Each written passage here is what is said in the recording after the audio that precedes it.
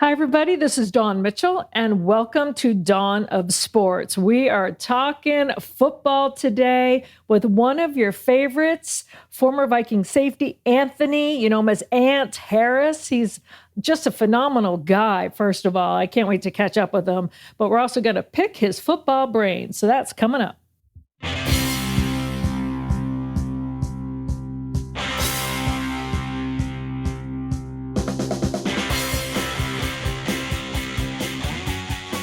That's right. Anthony was always one of the best guys to talk to in the Vikings locker room. Great to catch up with him today. This is Dawn of Sports.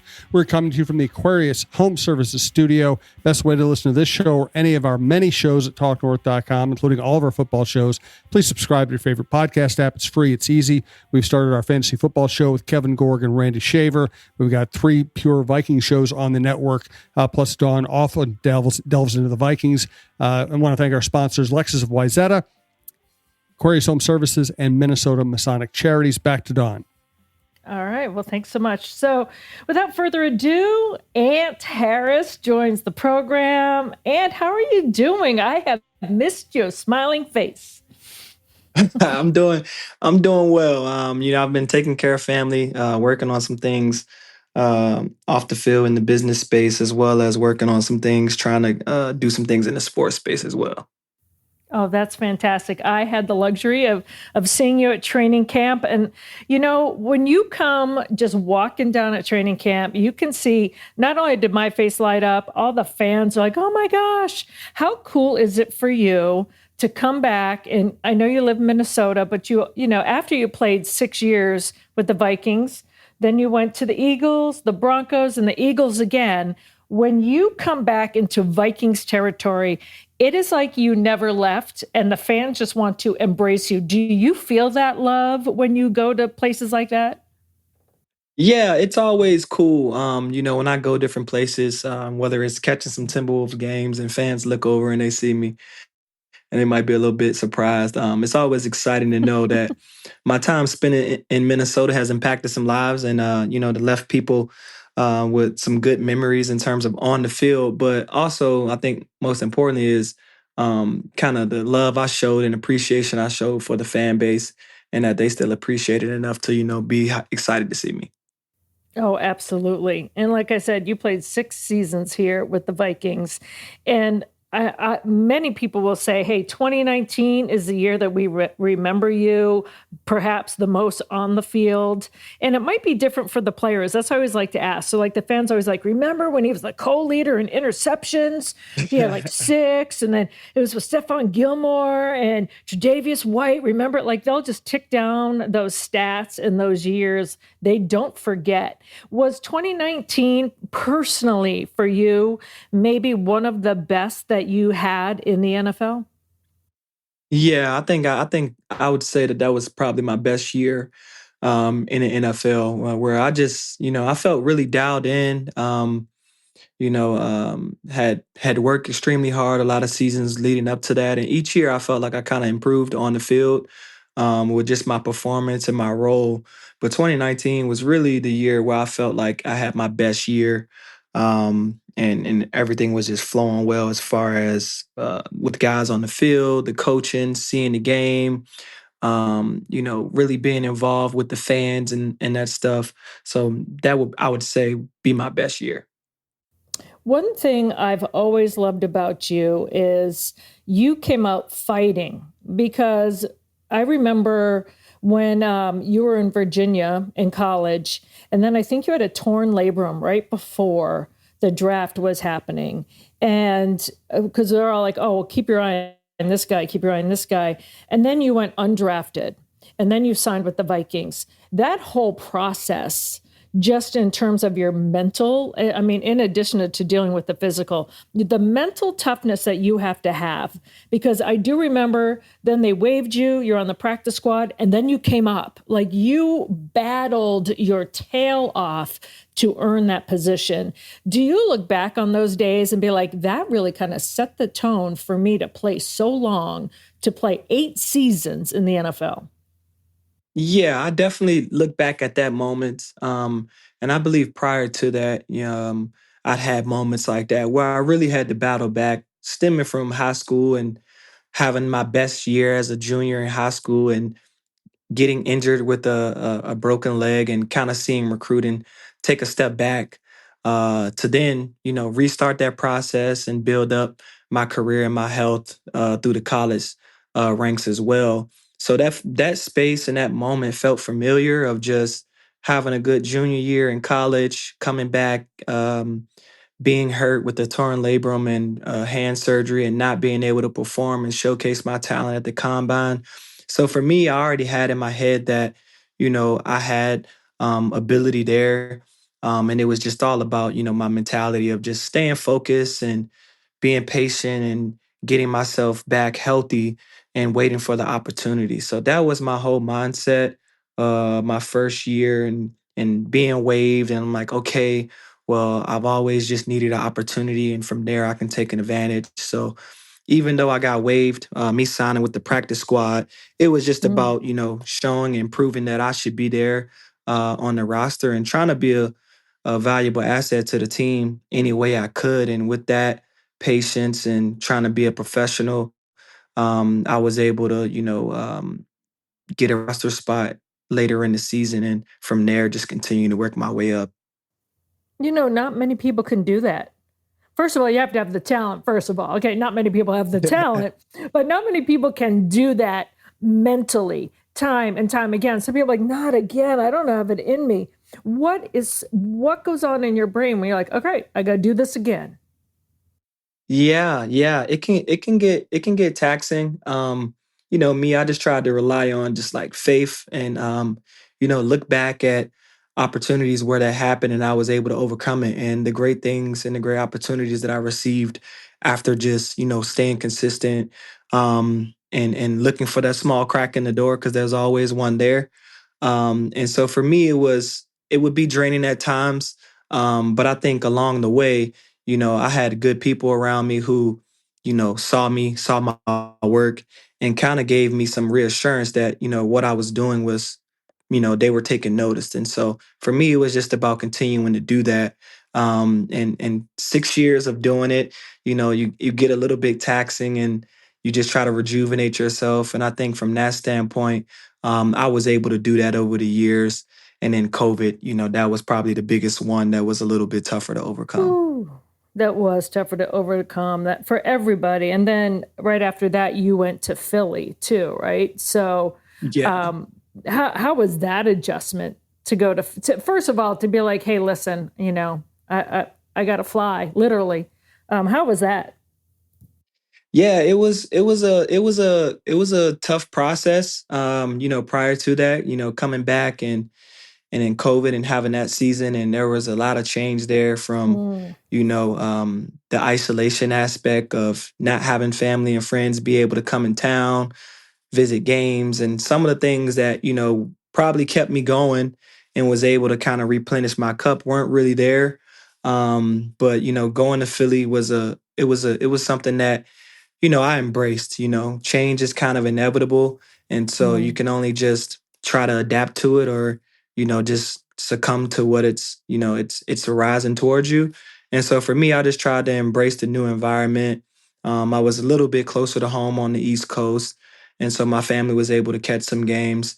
But it was really just about, connecting with the guys in that building, competing at a high level and just trying to help the team any way I could.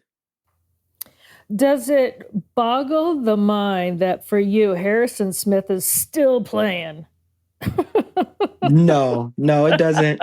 It doesn't bother me one bit. After spending 6 years with that guy on the field, a lot of times over at his place, talking football, hanging out, seeing how he prepares. I'm not surprised at it.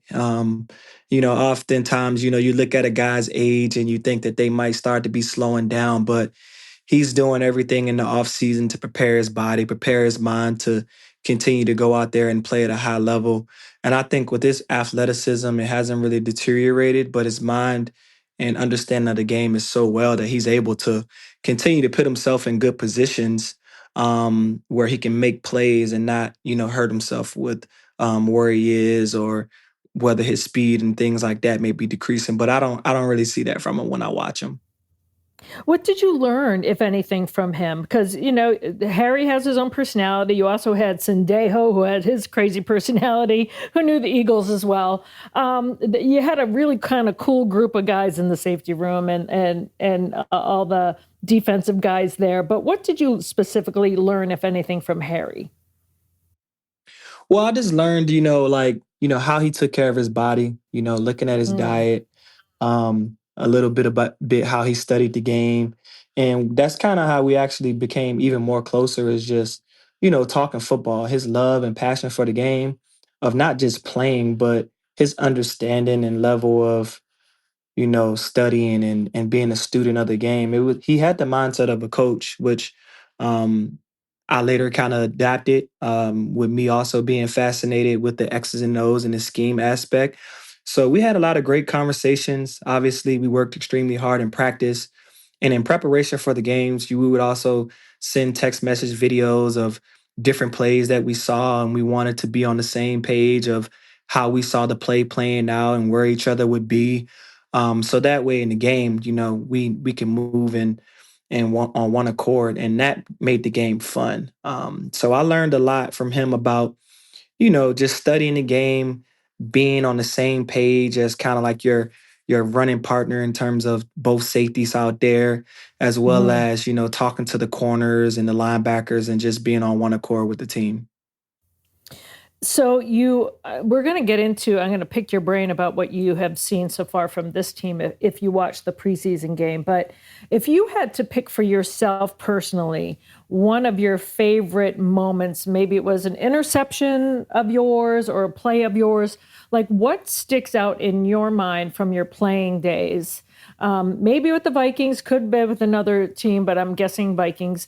That really sticks in your mind as that one I remember. Yeah. Yeah, I think for me, the things that I remember the most, like on field play, is just how connected we were. Particularly during that 2019 year, I made a lot of plays, but there were other guys who made a lot of plays, and over that 6 year span to be able to follow each of your teammates' journey of like guys in their later years, still performing, still playing at a high level, as well as younger guys who come behind you to kind of watch each other's progress, and then see those results show up on the field on game day. The camaraderie and the genuine excitement, is one thing that I particularly remember. I remember like Eric Kendricks made a play and got an interception, and we returned it, and we run down to the end zone, and he's doing like a celebration. And then I remember another week, like I get an interception, and we run down, we take a photo, and next week he's doing a handstand, and so it was just it was really just the excitement for each other for the success that we were having.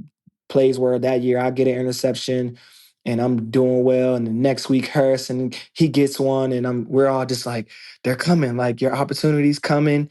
You know, if I'm having success, that means success for us as a team is close. So I may have gotten an interception this week, and next week you're probably going to get one. And so to be able to just cheer for one another's success like that, and collectively come together and trying to get a lot of wins during that time, that's what I remember the most. Awesome. I'm sorry, Anthony, you played for three very passionate football fan bases.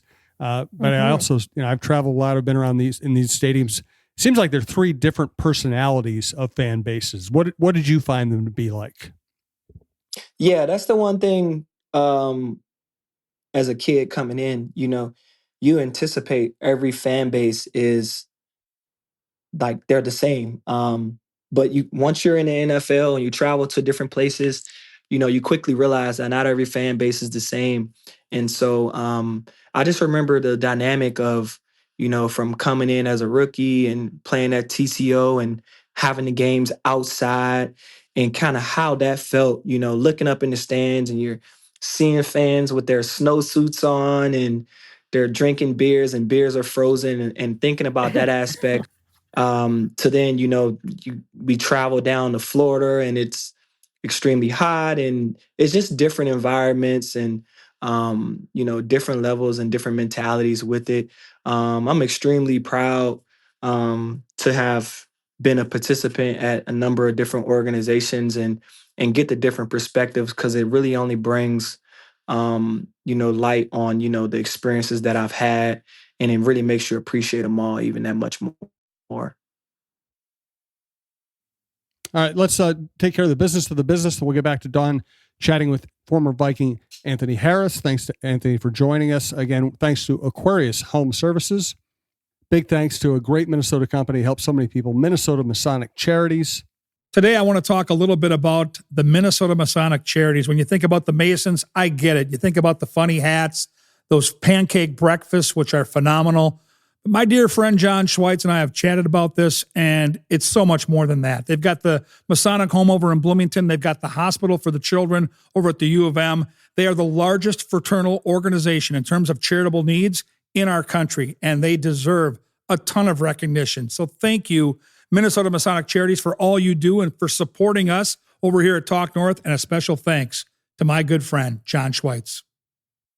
And thanks, as always, to one of our newer sponsors, Lexus, Wayzata, and Maplewood. And back to Don. All right. Well, Ant, I don't know how many times I ask former players, and either they don't really pay attention to the teams that are going on now, or they kind of casually drop in, or some are rabid. Like they dissect plays and kind of, pick it apart the same way as if they were playing. Where do you fall on that spectrum, especially like this year's, and we'll just say the defense, Brian Flores and his defense this year. What's your perspective on it from how you watch it? Oh yeah, when we talk about teams and how they're doing, I get excited. I've followed the Vikings since I left, and I kept up with games. And now that I've had a few years away from actually actively playing, I've continued that.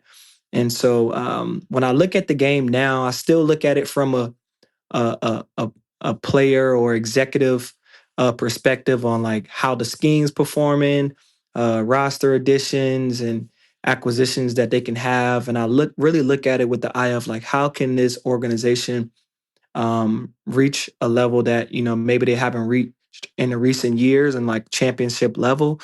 But when I look at that team, I like the scheme what Flores is doing.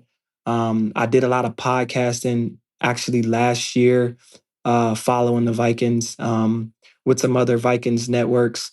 And we really looked at each game. We talked about pregame matchups and the scheme offenses versus defenses versus individual player matchups and keys to the game. So over the years, I've really followed them. This year, they actually acquired some pieces that I thought they could utilize to, kind of take them to the next level. So I'm excited to see how the addition to Flores schemes of, adding some more interior defensive linemen that can continue to play all four downs, be able to stop the run and transition to create pressure from the defensive line. Because I feel as though his scheme adds a lot of pressure to the quarterback with the different looks and the different blitzes. And if he can stop the run and allow those guys to play simple football on some earlier downs, I think it'll cause disruption in later downs and it'll only elevate what they've been able to do defensively. So I really like the additions of those guys on the defensive line as well as acquiring Isaiah Rodgers at corner to bring in some more talent, experience, and speed. And then also retaining guys like Harrison and Metellus, who's versatile as well and who's worked really hard over the years to put himself in position where he is now. Yeah, you talk about Jonathan Allen and Javon Hargrave, and you get those two beasts in one off season.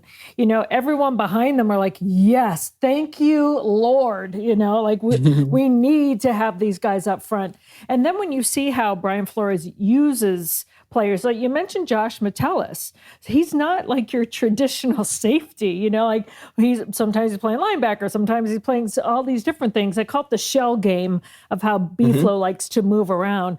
Do you ever think of like, ooh, I would have loved to eat that up and be used in different ways? When you see someone like Metellus used so creatively, does that get you excited even as a former player to watch how that happens? Oh yeah, it gets me excited. And I tell people all the time after spending years in Mike Zimmer's scheme, from the disguises and the different looks, it's somewhat similar. I tell people that what Flores is doing is a bit more of an evolution, and I think as he continues to acquire pieces, we might actually see it become a little bit more simplistic. But I don't think he'll go away from that too much because that's been in his kind of DNA as a coach. And so I've watched him when he coached down with the Dolphins. And so when he signed with the Vikings, I knew immediately that he would have a positive impact on what the defense would be able to do in terms of creating turnovers and being stout. And so now that he's kind of gotten, further along with the organization, and he's able to then add some additional pieces that would help his scheme, I think that it's only going to be a positive thing. So I look at it and I'm just like, it's almost like a rerun of that, like 2019 or Hmm. 2017 to 19 era where you have a lot of really key pieces, from like the defensive line to like the linebackers are solid. And he's has like Van Ginkel on the edge, who's also very versatile as a pass rusher or a linebacker. And so when you Hmm. have guys like that with his scheme paired with Metellus, who's been versatile, and then Harrison Smith, who also has the ability to play some of your deep safety and then do some stuff around the line of scrimmage as well, it really just adds to what they're able to do and not allow offenses to play certain plays based off of tendencies and where players are. Yeah, and you get a guy like Jonathan Grenard that can do that too, right? Another guy that every single year comes back kind of keyed up for more. The mentality has to be there as well to be eager to like, okay, all right, what are we doing this year? Have you've noticed that in the players, right? Like, okay, what are we going to dial up this year? Yeah, I think even to point out Gennard, and that's somebody who when I took a look at him last year, I'm like, wow, they have really two guys on the edge with Gennard and Van Ginkel who are really being disruptive. And they have Phillips in there as well, who's able to be stout and stop the Mm. run. But then once you just keep adding guys to the rotation, to be able to keep those guys on the defensive line fresh, and you almost get to a point where you have 8 guys rotating and rushing the passer or helping stop the run each play, it really only adds to their endurance. But that has to be exciting for the fans to see the additions as well as guys returning, to the point where we have to kind of make an extremely long list of all the guys on the roster because it's like we're almost um, forgetting some people who had really big years last year. So I would definitely say, it's exciting. I know those guys, I went out to a practice, I know they're out there working. And from there, it's just, hey, we have the pieces here, but it will be up to us to, come to work every day, do the work, and, try to accomplish great things one day at a time. Yeah, I like how you bring it up because it's true. It's like right as we're talking, I'm like, yeah, there's Isaiah Rogers, but there's Byron Murphy Jr. Like you just keep Yeah. going down the list. Like you're like, oh, wait a minute, and he also had a phenomenal season, and it very much does ring true. Like those years where you guys were, you had one guy might pick it off for a pick six, like you're doing the points and then you're doing the celebrations. It rings true, very reminiscent of that era when you guys were doing it too, not so long ago. And you mentioned Mike Zimmer. And, sometimes people hear Minnesota, it's easy to give them as lumps. But in terms of like right, that it's easy to say, Yeah. oh, this is a new, fresh coaching staff. But um, I like how you give him his due in terms of his defensive genius, in terms of now B-Flow is taking it and modernizing it, so to speak. What did you like best about playing under Zimmer, or what do you think, like you learned from him the most? Well, he required a lot of detail and a lot of understanding, to be able to play his defense. And so, he was someone who you had to go out each day and show that like, you understand where you're supposed to be and when you're supposed to be there. And then you just have to make the play. But I remember from those years, we had a lot of talent. Xavier Rhodes, Harrison Smith, Barr, Kendricks, and then also with the defensive line of Daniil and Linville. All of those guys, they were extremely talented. But I remember him always saying, him and Coach Patterson is, you have to do your job so the guy next to you can do his job. Do your job so well that it makes the Right. guy next to you job that much more easier. So that was one thing that I think really stuck out with me, as well as the sophisticated looks and the disguises and stuff like that. It made it fun, but as chaotic as it might look at time, even if you look at Flores' defense, there is a lot of discipline and a lot of understanding that goes into those type of things. And so for me, I'm definitely excited about that. That the opportunity that they have, and we didn't accomplish what we wanted in terms of winning the Super Bowl under them. But I do think like the standard of just like having a good defense, as a defensive guy, might be a little bit biased. I love when a team can control the game defensively, but I mean, I'm also excited for the offense. Seeing the additions that they have had this offseason has been exciting, for me as a fan now, watching the game and kind of watching the team be built. So I'm excited for what they've been doing. I think Kevin O'Connell is a great coach. I think he has a great relationship with the players, and for as much as he's, seems like a very nice guy, kind of on the sideline, I'm sure he has his way of, requiring that discipline and consistency from the players as well. In the summer of 1995, DVDs arrived in stores and Seinfeld dominated TV viewing. And a local Minnesota nature show called Minnesota Bound, hosted by Ron Shera and Raven the Black Lab, hit the air on KARE 11 on NBC. We're celebrating 30 years of storytelling with a TV special on Sunday, August 17th. Check out mnbound.com for more information. Anthony, one more question for you. You've been out of the league for a couple of years now. What was playing in the NFL? Was it a good experience? Were you glad you did it, or is it a hard way to live your life? No, I think for me, I love the game. I love the game of football. So I think now, even since I've been done playing, that's why I continue to follow the game. And then in the future, last year I did a little bit of intern coaching, which I knew was, something that I would be interested in, but with the hours and stuff like that, and now having a family myself, I've kind of taken a second look on whether I would want to do that. Maybe looking at doing something on the executive side with, player development. But I can't say that my career I would have regretted, playing football. I enjoyed it, from the workouts to the camaraderie, to the X's and O's.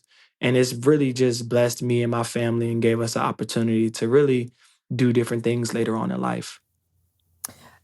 Before I have one question about being, you're a girl dad, but before I get there, you mentioned the offense real quickly. There's so much pressure on JJ McCarthy when you're a rookie quarterback and you're given the keys to the kingdom, but he seems to be handling it so smoothly. What advice, if you were to give him anything, even coming from the defensive side of the ball, do you like what you see out of him? Would there be anything like you would say to him if you had a moment? What would you say to a guy wearing the pressure of the season already? Yeah, I've watched him a little bit. I would just tell him to be himself, Mm. I think the system fits, who he is as a player. I would just tell him to like block out the outside noise of what the expectations may be and who the pressure's on. Because honestly, I believe the pressure's, it's on all those guys. Once you build a roster that's has the talent and you take a look at the sheet, and they're supposed to be, a really good team, the pressure's on everybody to show up and perform. And so I just tell him that's no different than when he was back at Michigan and, had a big game, or Ohio State or whatever it may be. Just focus on the process, focus on the process of meeting with the coaches, learning the offense, learning the wrinkles, connecting and building a connection with the guys at the receiver core and tight end and the offensive line. And then as well as guys on the defense, pick their brains as well. There's a lot of experienced veteran players. And so even in situations when you do well and you make a play, you go to those guys and ask, hey, what'd you see even though that play was success, is there anything that I could have done better on it, even though I got the result that I wanted? So really just focusing on the process, being a student of the game, and just having fun. I would tell them just have fun and go be yourself, and the rest will take care of itself. Yeah, and he's going to be a first-time dad. You've been down that road. You're a girl dad now.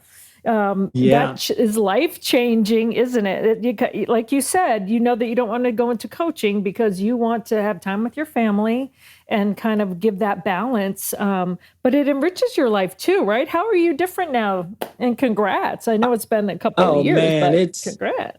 it's awesome. She's about to be 2 in September. Yeah. And so, one thing about as a player, I was a little nervous about, having a child during the season. I'm like, oh man, I don't want to be in a situation where, I have a game, I want to be present for my childbirth and different things of that sort. So I made it through that, but just being there on the day to day, having a whole new level of umbrella or a covenant of a person who's like your responsibility, and Mhm. that protection aspect, and just being there to seeing her first time crawl, first time walking, hearing certain words, to then see the person there really just coming to as they learn the world and become aware of new aspects of, oh, it's a ball, or oh, it's a car, Mhm. it's a plane. So just the newness of being there with that first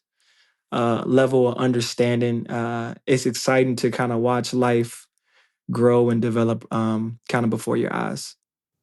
Oh, well, Aunt, I am so happy for you. I'm so proud of not only your body of work as a player, but like I said at the beginning of this, as a person, but just to hear you talk about being a dad and seeing her be, little by little form her personality. It just makes Hmm. me even more happy for you that you've embraced this side of your life and your career, and you're just opening doors left and right and with your family and new career opportunities. I hope we stay in touch because I love how you analyze the game, and I'd love to pick your brain again. But I just want you to know that I am so happy for you in every aspect of your life. Oh, thank you. I appreciate that. I appreciate you all for having me on. I appreciate your kind words. And yeah, in the future, I'd be looking forward to, having more conversations. Who knows? Maybe in the future, it won't be the coaching space, but maybe it'll be in some other realm of helping players, or helping breaking down or evaluating as well. So Well, we'll there's see. no better person to help a player than Aunt Harris. I can just tell you that from following you for all these years and knowing you. So thank you so much for joining us. And I just wish you the best. Well, you'll keep us posted if anything big happens, right? Yeah, I will. I will.